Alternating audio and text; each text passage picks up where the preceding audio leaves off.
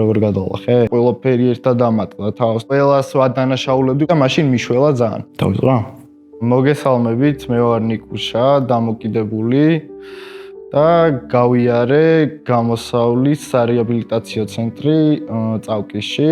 2 წლის წინ ძალიან მძიმე დიაგნოზით მოვხვდი ერთ-ერთ კლინიკაში საზღვარგარეთ და იქიდან რომ გამოვედი, რაღაც პაუზის შემდეგ ისევ დაუბრუნდი მოხმარებას რა.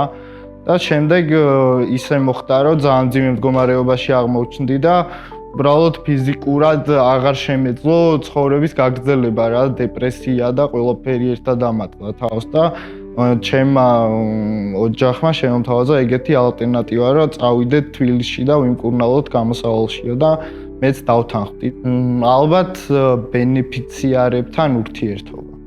უფრო მეტად ვენდე მათ რაღაც ეტაპის შემდეგ, როდესაც აღმოჩნდა, რომ ისინი ძალიან სანდო ადამიანები აღმოჩნდნენ პირველ რიგში და შემდეგ მეგობრულად მიმიღეს რა, რაც ყველაზე მნიშვნელოვანია რა ჩემი აზრით.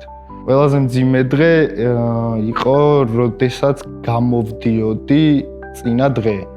იმიტომ რომ ამ დღეს ჩემმა ესე რომ ვთქვათ, ტრამვებმა გაიღვიძა ჩემში და თიანად დამატყდა თავს რა.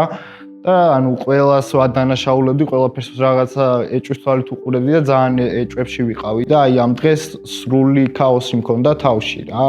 ქაოსის გარდა კიდევ იყო აი ზედმეტად შეშინებული ვიყავი, იმიტომ რომ გარეთ გამოვდიოდი. გამოსავალი ჩემთან ასოცირდება თვითონ სიტყვა გამოსავალი ასოცირდება რაღაც სიმშვიდესთან, ადამიანების იმ ჯგუფთან, რომელიც